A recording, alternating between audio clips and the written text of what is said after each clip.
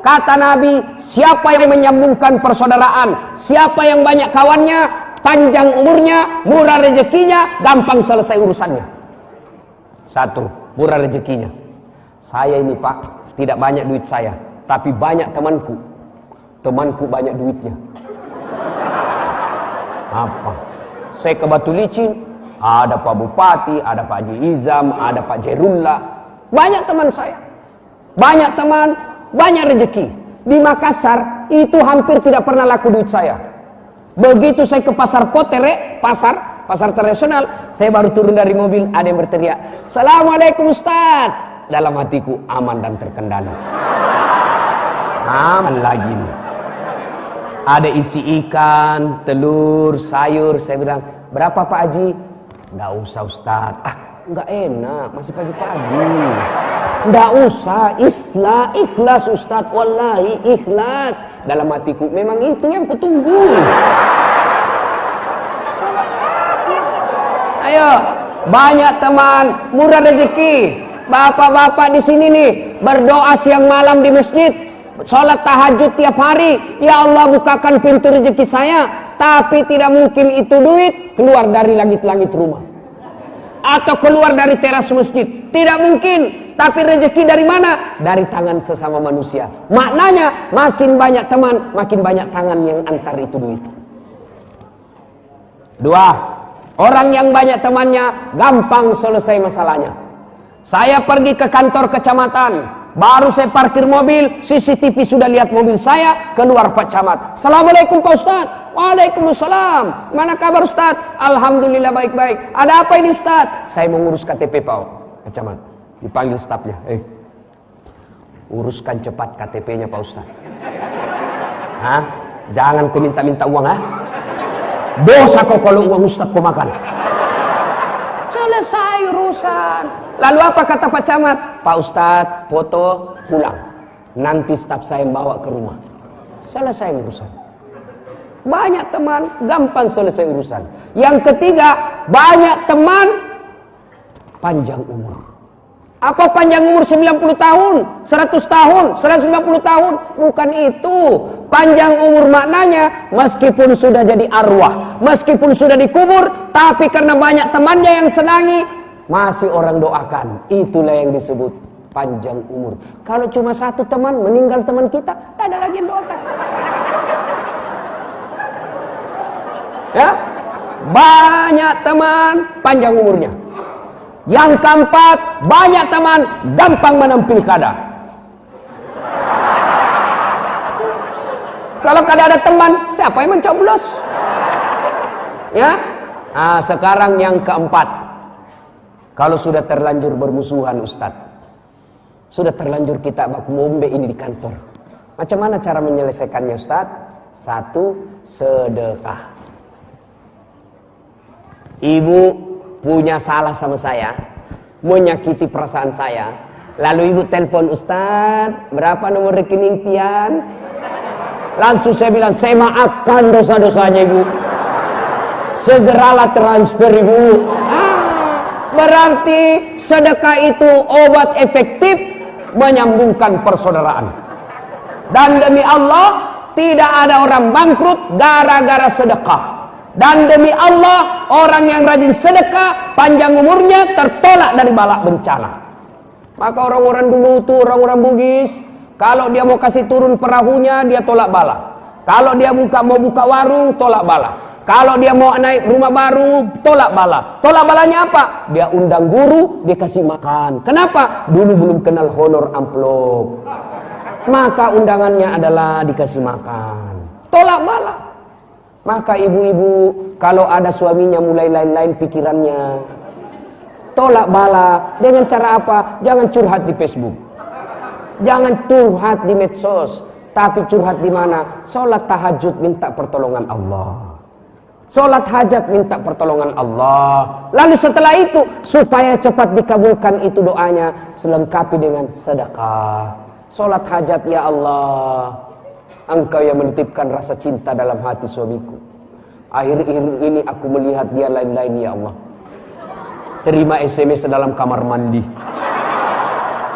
Ya Allah, setiap dia keluar selalu pakai parfum. Yang selama 30 tahun tidak pernah pakai parfum. Aku mencurigainya ya Allah. Tapi kadang mungkin saya bisa mengawasi seperti Satpol PP. Curhatkan doa boleh begitu, Bu. Doa boleh begitu. Ya Allah, lindungi suami saya. Ini ada duit saya 1 juta ya Allah. Saya sedekah ke panti asuhan. Mudah-mudahan satu sedekah 1 juta ini Allah tolak bala. Suamiku terhindar dari wanita jahat. Coba amalkan itu besok, Bu.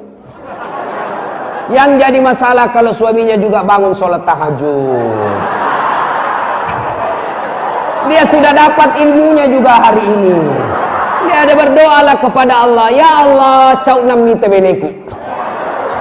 Capek sudah saya lihat istri saya. Ngamuk saja ya Allah. Tambah naik juga berat badannya ya Allah. Tambah banyak dia makan Indomie. Kalau capek sudah saya urusin di perempuan. Capek saya ya Allah. Ya Allah, ini ada uangku 1 juta tolak bala ya Allah. 1 juta saya tolak bala ya Allah. Mudah-mudahan 1 juta ini istriku ikhlas saya kawin lagi. Bingung malaikat, yang mana dikabulkan ini? Ayo Bapak Ibu sekalian, sedekah. Ini adik-adik nih yang masih muda-muda, bapak-bapak yang masih muda, mau naik pangkat, mau naik karirnya baik, tidak usah cari muka sama Pak Bupati atau Wakil Bupati. Maka cari mukalah kepada Allah. Dengan cara apa? Sedekah. Demi Allah Pak, tidak ada orang bangkrut gara-gara sedekah. Ada di sini asam urat, kolesterol, ginjal, lemak. Maka obati dengan sedekah. Jangan cuma datang ke dokter. Dokter bukan dia menyembuhkan kita. Kalau dokter menyembuhkan kita, maka tidak ada dokter yang sakit. Maka yang menyembuhkan kita Allah melalui tangan dokter. Tapi tidak mungkin Allah sembuhkan meskipun dokter kita datangi ahli. Kalau Allah tidak izinkan tidak sembuh. Gimana supaya Allah sembuhkan penyakit kita? Salah satu diantaranya adalah sedekah. Maka sebelum ke dokter, sedekah dulu, baru ke dokter. Jangan langsung ke dokter, tidak pernah ke Allah dan sedekah. Saya sampai detik ini Pak, belum pernah saya ketemu dokter yang hebat. Kenapa? Begitu saya ke dokter, saya juga yang kasih tahu penyakitku. Assalamualaikum Ustaz. Waalaikumsalam Dok. Dia bilang Pak Dokter, mana kabar Ustaz? Agak sakit-sakit saya ini Ustaz. Maksudnya, saya mencer-mencer ini Dok.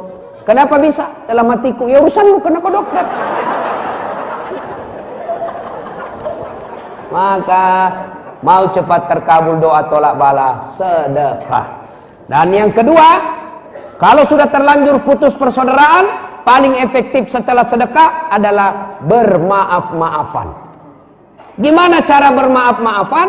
Yang pertama, jangan lagi seperti cara kita selama ini, maaf lahir batin, dunia akhirat sengaja tidak sengaja, ujung rambut sampai ujung kaki. Masih baik kalau dia ketemu, tapi ini hanya melalui WhatsApp broadcast.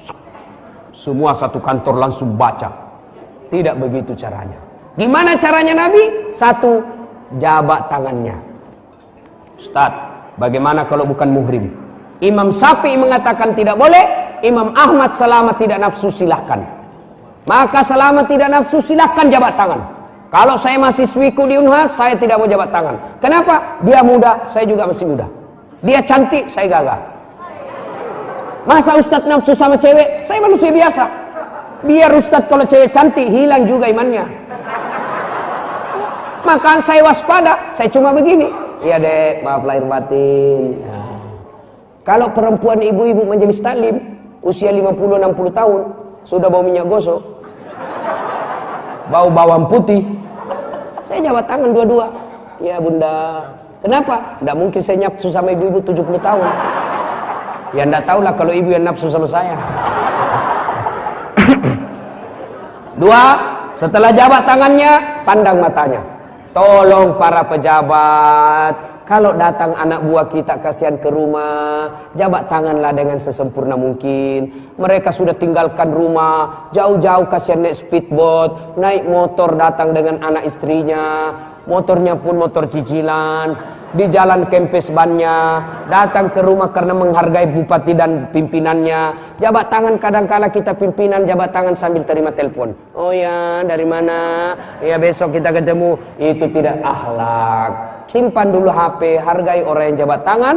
Nabi katakan pandang matanya dan senyum. Jangan pandang matanya kasih bola. Tidak begitu. Senyum kocappo. Yang keempat, salawat kepada Nabi. Allahumma sholli ala Sayyidina Muhammad wa ala ali Sayyidina Muhammad. Dan yang kelima yang paling penting, sebut judulnya dosa. Pak Bupati, kenapa dek? Pernah dulu ada hilang komputer di ruangan. Dia bilang, iya, enggak tahu siapa yang curi itu, kurang ngajar.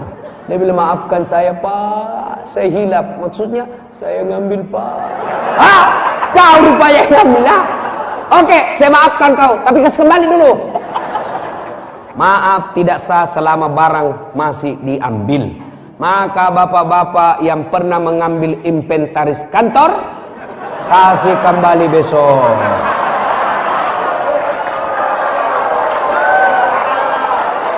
Ini biasa saya heran rumah dinas. Begitu ganti rumah dinas, ganti penghuni, biar horden habis juga semua. Gak tahu, padahal gak ada kakinya itu horden, hilang semua. Piring pun hilang, padahal sudah ditulis inventaris pemerintah kabupaten kota baru. Sampai di rumah pribadi. Di blender kau kalau mati kau cilaka. Maka kasih kembali besok. Yang pernah ngambil kertas, yang pernah ngambil print, semen, atap, kayu, kembalikan besok. Jangan ketawa, saya serius ini. Ibu bapak saudara-saudara sekalian, dan yang paling penting, sebut judulnya dosa, kembalikan kalau berkaitan dengan barang. Maka bapak-bapak ini yang mulia, nanti minta maaf sama istri, sebutlah penyesalan kita. Bu, maafkan saya bu, kata istrinya. Ada apa ini pak? Sebut dulu, apa judulnya? Dia bilang suaminya, ndak usah, nanti kau ngamuk lagi ah. Maafkan saja. Apa judulnya? Dia bilang suaminya, ya oke lah, maafkan saya bu. Kenapa saya pernah hilang? Saya selingkuh bu. 3 bulan yang lalu saya selingkuh, maafkan saya. Dia bilang istrinya, saya maafkan pak. Memang begitu manusia biasa. Kadangkala kita hilaf, lain waktu kita beriman, lain waktu kita tersesat. Saya maafkan pak. Maafkan juga karena saya bulan lalu juga selingkuh.